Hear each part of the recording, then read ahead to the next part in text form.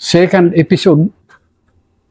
Ang bali title nito would be The Initial Psychological Shock of Going to War. Noong pagkatapos namin ng schooling noon sa DCOC sa Bangag, cross-train with Mulabi Guerrilla Warfare Course sa SF sa Magsaysay sa Taklang, Damulag. Then, distribute na kami sa mga division. We were 14 kami na magka-classmate sa 1st Tabak Division. So, dinistribute kami sa mga batalyon. So, nag-report kami sa Bonifacio doon sa 1st DAC. Ang 1st DAC nung unang gate noon ng Bonifacio harap ng Pasig River, siguro mga 700 meters, nandoon ang 1st DAC, 1st Division Administrative Center. Doon kami magpapamanifest para sa flight namin sa Mindanao, sa may kanan.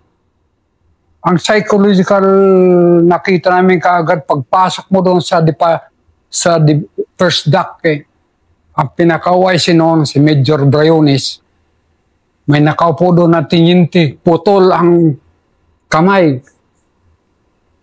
Nakaswerte sa 89. Yung isa, artificial ng mata, taga 24. Yung isa naman,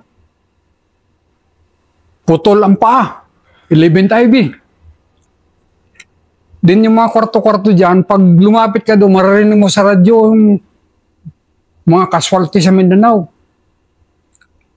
Tapos pag tingin mo sa kalsada, across the road, makikita mo ang St. Michael Chapel. Punong-puno ng patay.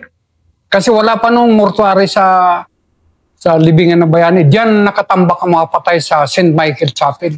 So yan ang impact sa amin noon. Tindi nito, Mindanao. Noon, biribisi ang C-130 flight sa mga logistic run at saka yung mga casualties. Kaya hindi kami priority. Sabi ni Brian, balik na lang kami bukas o ano, sabi niya. So, kinabukasan, balik kami doon.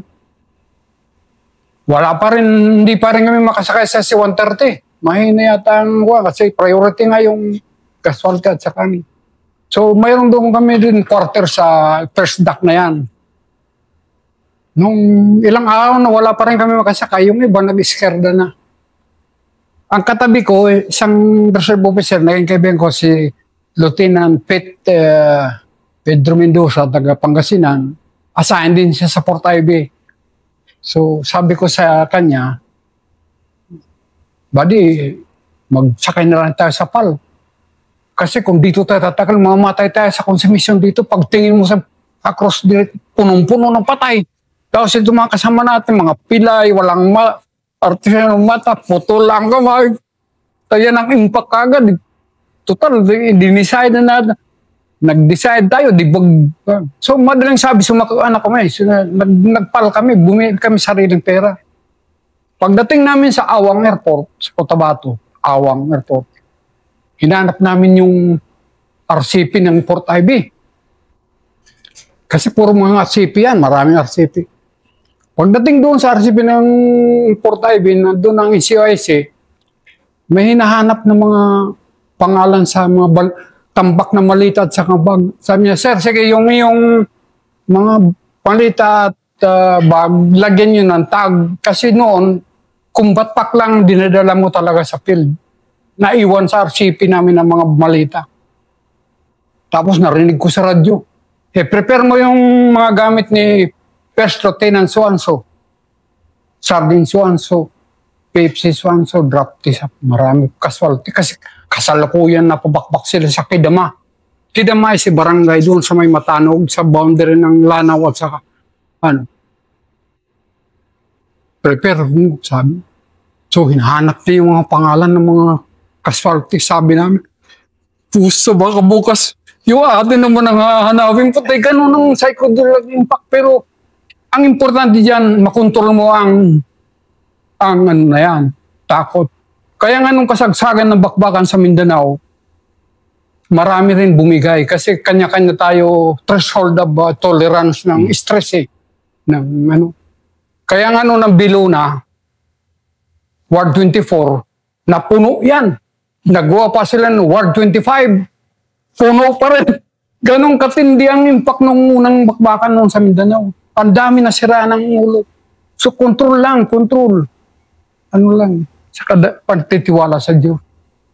So, sabi niya, sir, mananghalian kayo. Wala kaming gano'n. Hatid na kami. Nasaan si Batalyon Commander? Hinatid kami from Awang, Cotabato. Daan ka sa syudad, tapos punta ka sa Simway Crossing, katabi ng Mosque. Nandiyan nagtaksipi ang Portabe. Kaya nandun si Dean Colonel Bernabe Oreña from Urdaneta, PME Class 61. Kumakain ng marang. Andito na kayo. Kaya ako, pag nakikita ko yung marang, naamoy ko, nagpa-plaspak sa akin ng unang araw ko sa Cotabato. Ganon, sir. Oo. Sa madaling sabi, pagkagabi, inatak kami dyan sa first baptism of fire, kami dyan sa Simway Crossing. Kinabukasan, nung tingnan ko ang aking pack, dalawang kasi actually hindi nga confused kami kasi kararating nga lang namin bakbakan kaagad sa Simway. So a few days after, natapos ang operation sa Kinama, nag-move ang batalyon CP doon sa Pinaring Crossing, balik sa May Cotabato, kaliwa doon, Pinaring Crossing, papuntang Sanitarium. Tatagusin mo na yan, Libungan Turita. Dito sa Pinaring Crossing sila nag-batalyon headquarters ng Portabe. Naiwan ang sa Simay Crossing, ako at saka 13 dirty dozen na mga drafted trainees. Ako lang opisyal. Ang regular lang yung sarahi corporal ko, si Corporal de la Ria. So, ang mission ko noon, kasi junior officer ako, first, kami ang sisecure ng from Simway to Pagkalagan. Kasi delikado nung araw yan. Yung Paggalagan. So mayroon kami detachment sa kilometer 14, 15, 17, 19 at saka 21. Pagkalagan yan. Diretso ka pa, Manuangan na yan, crossing, papasok ng Libungan Turita. So yan ang kong trabaho. Yeah. Now, nung ako gusto ko sana istorya ito yung leadership ng detachment commander o platoon leader. Platoon leader ako noon. So dito sa ating Road Junction, very critical yan kasi papuntang Davao yan, Pagkawayan, Libungan, Midsaya, papuntang pagkaliwa ka, papunta man, parang yung Llano del Sur. Mayroon dyan isang tindahan na matanda na matagal na tambayan ng mga sundalo. Ang tawag ay Lula Pipay's Restaurant. May jukebox. Ako, palibasa bago ako, tinitising ako ng mga bata. Jukebox pa, sir. hindi pa sila believe sa akin So, nung gabi pala, nung umaga, walang pagkain kami. Kasi nag-anuhan sila ng pag-igib ng tubig. Nung malaman ko, sabi ko, kasi ako, ready to fight din ako. Sabi ko, kung ganon, walang kakain sa almusal at sa panahalian. Punishment sa kanila, pati ako hindi kakain. Para pakita nila set by example. So wala kami kain ng almusal, panahalian. Pagkahapon, marami ang nagbubuluntir kuha ng tubig para magaluto na para pangapunan. Din nalaman ko doon kay Lola Pipay, in-strapping yung kanyang jukebox. Nag-strapping, dalawang bata ko doon sa hindi ko pa alam. Dalawang kasama ko doon sa, yung 14 kami doon sa Simway. Nagsinisingil kami ng mahigit 1,000. Ay magkano naman ang sweldo ko noon? 370 yata ang aking bispi, patay ito. So, nakipag-usap ako, PR.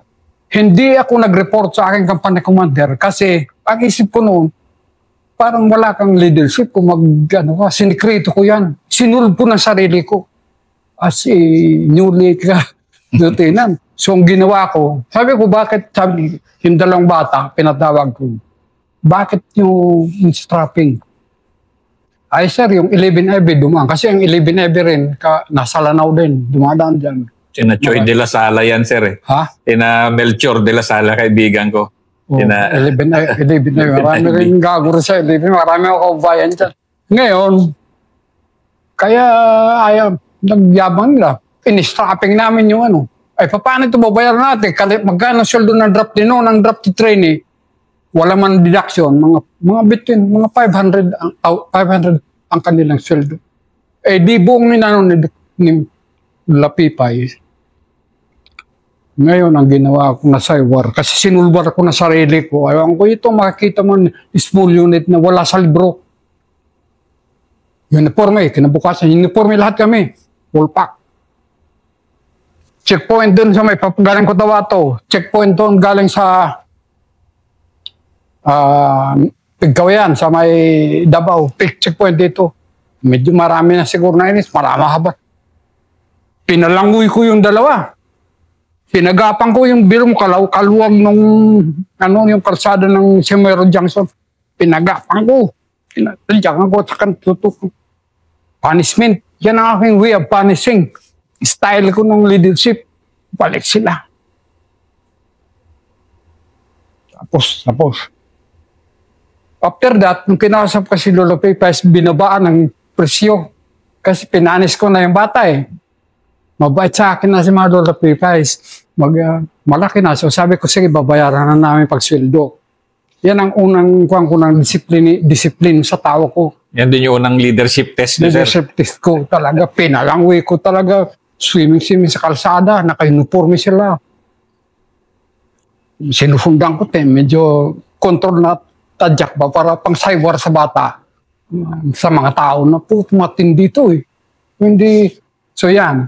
So after that, nagkaroon kasi at that time, nagkaroon ng lugar na yan is dalawang brigade noon ang assign doon. Yung 1/3 brigade or the 1st brigade ng 3rd division under Colonel Oropesa ang nandun siya sa Awang, pero area niya yung mga, yung mga mamasapano na yan, sa Pagwa.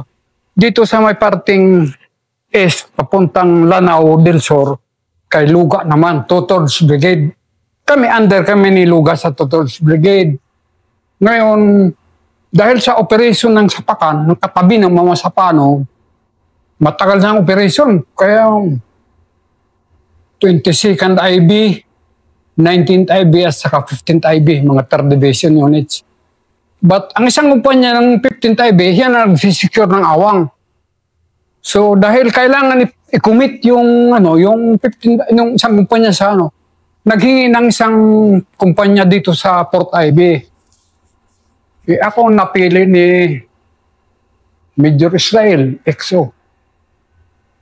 Magdala ng kuwan. So nag-ano kami doon sa Awang. Kami nag-secure ng Awang. 2 platoons lang actually. Company minors. So, habang nag-ooperation doon sa Pakan,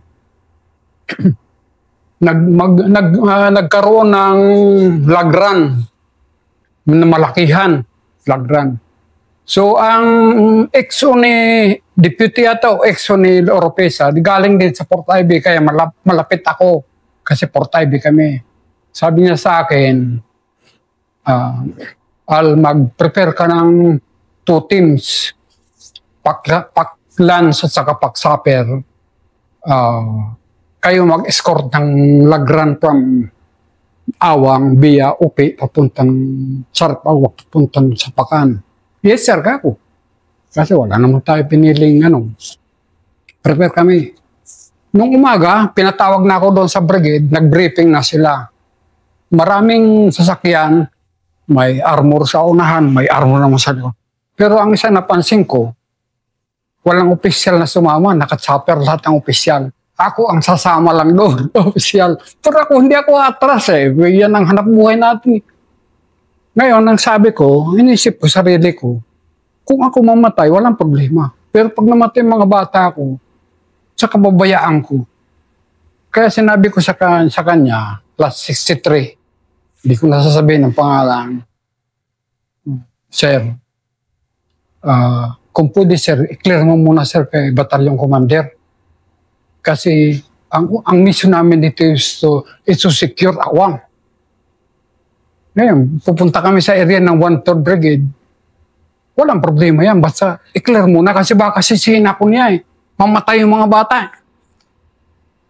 Nagis siya, medyo hindi niya kaya si Orenya. Mabait si Orenya, pero hindi mo pwede, din. Saludo rin ako sa tao na yan. Idol ko rin siya. Ngayon, sa matagal nilang koordinasyon, nag-decide yata sabi niya sa akin, Bay, kasi Bisaya, Bay, sige, uwi na lang kayo. Awang Rangers na lang ang isasama namin. Mga Awang Rangers, may mga trend na Rangers si Oropesa, Awang Rangers ang tawag. That was August or September 1975. So wala lang. Nung mga alauna, alas 2, tumakbo sa akin yung bata ko. Sir, dumarating yung mga 6-by. Maraming cadaver bag. Inambos yung lagran doon sa vicinity UP. Sabi naman ko, sir, magpamisa tayo. Buhay tayo. So yan, another ko ng swerte rin, sa swerte. Mabait talaga si Lord. Kasi kung ikaw napasama doon, sir. Aywan ko lang, ay iba naman ang diskarte natin. Yan lang ang problema dyan. Pero yan ang mga una kong sa touch. So yung aming provisional company, eventually, inilas kami, pinapunta kami sa Palapagalungan Picket Area. Doon kayo mga sa country ni famous Ogtod Matalam. Pero wala na sa agto mga tatlong anak niya doon sa Pagalungan Pikit. Papunta na Midsayap. Wala pa yung bayan ng Alyusan noon. Wala pa yung Midsayap, Pikit, Pagalungan, tapos Kabakan. Kaya medyo gulo itong Pagalungan Pikit area.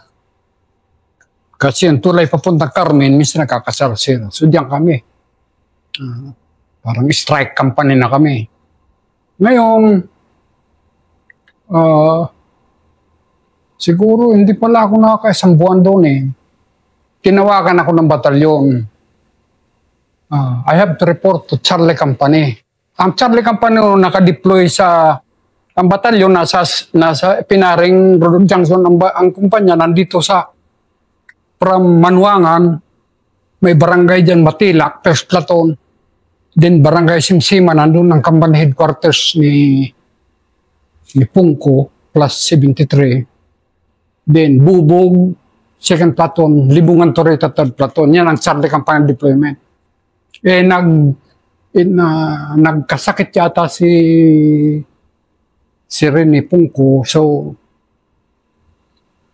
iniwan niya ang Charlie. Medyo nagkaroon ng tension ng mga officer, ang regular at sa mga reserve doon sa Charlie.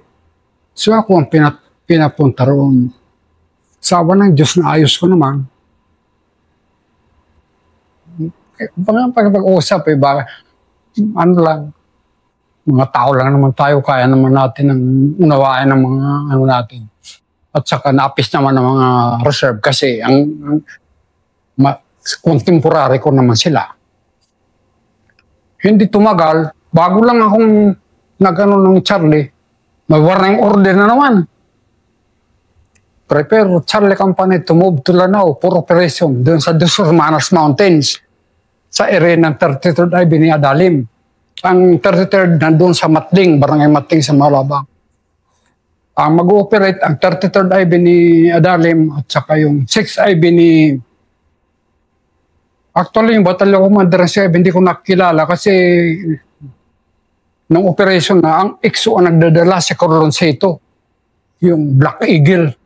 Maraming antingan mga bata ni Luga yan. Actually doon, matayan sa hulo nung magkita kami. Nasa hulo kami. Sabi ko, sir, iba na mga kahalaban dito. But, kasi mga imported yan ni Luga doon. Parehas lang yung bahay. Mayabang nga si Corlonceto.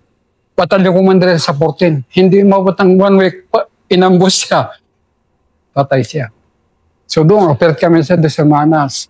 33rd, 6th at saka Charlie Campan ng Port Ivy. Ngayon, after the operation, nag-move na talaga buong batalyon ng Port Ivy puntang Lanao. Na bago kami mag-settle, nag-operate kami. After ng operation, nag-settle ang buong, siyempre, kampul pa kami, hindi pa naghihiwalay. Dito kami sa Lubrigat Compound sa Balabagan. Lubrigat Compound. So, nagsayawan kasi at that time, hindi sayabang yan, pinaka-the best na kumbu ang Port Ivy. Hindi ko makalimutan yung tugtog na feeling. Doon sa katabi. Feelings. So, yung feelings sikat noon. Sa division number 1 ng kumbu ng magaling kumanta. Doon sa may highway, from Labalabagan, may kalsada, papuntang Barura, papuntang Malabang. Nandun sa hill ang Charlie Company ng 11 IB. Eh yung mga babae sa Balabagan, nagpuntahan kasi may kumbu. May kumbu eh. Sayawa. Mamaya-maya, nagsilo siya at ang 11, minasinggan kami. Charlie Company, masinggan, 2 o 3. Sinagot eh, buong batalyon, sagutan yan. Eh malayo, hindi nagpapang-abot. Ang mga kasulti, yung mga sibilyan. Kaya kinabukasan, problema ni Makabasko, 56 yata si Makabasko, 11 IB. At sa kasi rin niya, nag-usap sila paano susulbahin yung mga problema diyan. Yun ang pero actually, hindi ako pumutok kasi yung Charlie Company ng 11 IB, mga kababayan ko, mga warayan at saka masbati. Ang company commander niya, kababayan ko sa 5. Ganun katindi ang mga sitwasyon eh. So yan ang ano dyan. Ngayon, so after ng sometime, naghiwalay na kami sa mga kumpanya. So ang aking base doon ako sa Baruro Crossing. Baruro Crossing. Yung crossing na yan, kung didiretso ka, papuntang north, papuntang Malabang. Dito naman papuntang Balabagan. Pero mayroon na kalsada rin dito na papuntang Cotabato, doon na magandang kalsada ngayon. Gabay, sir? Malapit Gabay. Yung Italy Gabay, mga waray yan. Dalawang barangay yan na hold line palagi yan. Mga bahay yan, may mga paksol. No, sir, napalaban kami doon sa may quarry, sir. Yung... magulo yung Gabay na yan. Napalaban kami doon. Italy Gabay area. Sir. Ngayon, so ako, dito kami, malapit kami sa kuan. Dito kami nagmamarketing na sa Malabang instead of Balabagan. Kasi ang panahon noon, yung Balabagan, Malabang Road, ina-arrestan namin yan. Pag walang arrest, walang makabiyahe na sakyan. So, alas 6 pa lang hinahatid ko yung mga bata ko. Kikler namin papuntang Balabagan, distribute sa mga post-RS. Pagkaga mga alas 6 ng hapon, pupuntahan ko yan. Doon sila nakita ang pagmalasakit ko sa kanila. Hindi ako nagtuko na sarahin to ng gagawa. Ako mismo, mayroong na bata namatay dito hawak ko. Sir. Kasi actually, inatak yung isang post. Kasi patulong-tulong siguro sila. Pinutahan ko agad. Pinano ko yung bata. Pero matindi ng tama, namatay. So yan, pag wala ng mga arrest, di na makabiyahe yung mga Ford Fiera noon. Nabiyahe yung Balabagan, Malabang. Hanggang ngayon, sir, Ford Fiera pa rin sa sulok. Ngayon, doon kami nagmamarketing sa Malabang. Ito parang pangkuhan ito. So nasa Malabang kami, ang sasakyan papunta Cotabato, sa Balabagan, lansya, pero hindi araw-araw. Yung malaking lansya. Sa Malabang, araw-araw, mga pambot na walang katig. Patawirin mo yung dagat, papasok ka sa Rio Grande, pasok ka ng Cotabato. So, ang ginagawa ko, with 2 escort na drafte, dito na kami sa Malabang. Pasok. Kasi ang nagsisecure naman ng Rio Grande diyan, papunta Cotabato yung 7th IB. Pagdating sa Cotabato, tactical movement yan. Kasi magulo pang Cotabato, biglang puputok lang granada dyan eh. Makarating ka sa PNB, makapadala ng pera sa kapatid ko na nag-aaral. Kaya doon bumili sa akin si Mison. Ngayon, problema, hanapin mo na RCPI kasi Matindi pa nung araw, RCPI lang at saka PTN yata. So yan ang buhay namin noon sa Cotabato, Lanao area. Until na isinama ako ng 3rd Division, mag-establish na kami doon sa bus-bus ng Advanced CP. Sir, you spent 1975, the years 1975 and 1976 sa Central Mindanao. And yan yung kainitan talaga noon eh. Pero bago kayo pumunta ng Sulu, which is equally mainit or mas mainit pa, ano sir yung mga dala-dala nyong mga leadership lessons and then lessons in life, sir ba, na ito, nagtenyente ako. Ito yung napasukan kong profession. Well, ang aking, yung nakita ko ng sitwasyon, report na ako, sinay ko ng sarili ko. Kung saan ang pinasukan mo, by all means, ano ka na, commitment to the job ako. Ako ang aking buhay palagi pa to the job. Mayroong isa dyan na may sinasabi dyan sa mga sa mga encounter, mayroon dyan nagbumibigay pag sa stress eh. Yung sinasabi namin na the fear of the unknown. Sa combat situation, kahit ako Junior Officer, you have to conquer that fear of the unknown. Pag hindi mo na-conquer yan, you will be overwhelmed by fear. Yan, nginig ka niyan. Iba na pupunta pa sa World 24. So, kailangan matigas ang mo. Ang akin sa sarili ko, sinasayke ko sarili ko at saka nagdadasal ako kay Lord. Kaya, malaking bagay yung mayroong katiwala sa Diyos eh. Kasi lumalakas ang loob mo. First thing of a combat officer is to conquer your fear. The fear of the unknown. Marami dyan bumigay na opisyal at sundalo. Pag hindi mo makontrol ang fear of the unknown, tatay-gir-gir ka dyan sa bakbakan. Yan.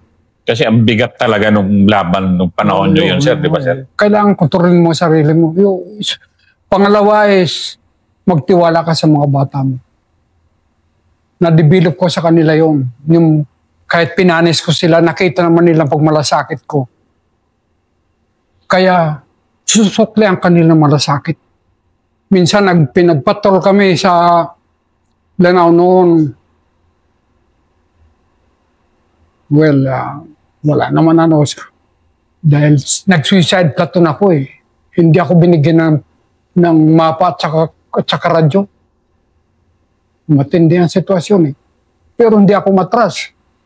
Yung mga drafted trainee sabi niya, sir, kahit anong mangyari, hindi ko namin iwanan kasarap pakinggan. Kahit anong mangyari, hindi ka iwanan. So, nagpili sila ng platoon sergeant, maraming pinili, umayaw, kasi walang radyo at saka mayroon isang ranger na taga Ilocos, volunteer, kasi mahal ako. So, doon patrol sa Lanao doon. Sama ng Diyos, naka-survive kami. Common sense lang yan. Sir, delikado yun, sir. Walang mapa, walang radyo. Para kang lost command yan, sir. Mabuti wala kami encounter. Kung na-encounter ka, magdadasal ka sa lahat ng Oo, sir, ha? Ang ginawa ko, kumpas ko sa general ko, tinagus ko yung 3rd IB. Kasi tinagus ko doon sa detachment. Ay, yung Desmond Commander, naging kaibigan ko sa Dinpada. Oh, sir, bakit napunta rito? Katayin ng manok. Andito yung boss ko. Kasi kahit magka-neighbor nga kami. Tinisting ba nila ako? Ako hindi ako mata sa trabaho. Basta ang ko sa buhay, commitment to the job. And always strive for excellence. Sa mga senior officer, kukunin mo yung good points nila. Lahat naman ng tao may good points and bad points. Walang masamang tao. Pero kinukuha ko yung bad good points. Yan, sinusundan ko. Yan. So nag-mature ka kaagad na mabilisan, sir, sa... Kaya pagdating naman sa Hulo, memorize ko ang labanan doon. Yung magic it kaagad ang base doon ng Kasi doon, nag-aaway mismo ang Magic 8. Nag-aaway mo sa Minilip. Pwede nagsasamang may Minilip at saka mga ka-CHDF kung magkakamag-anak.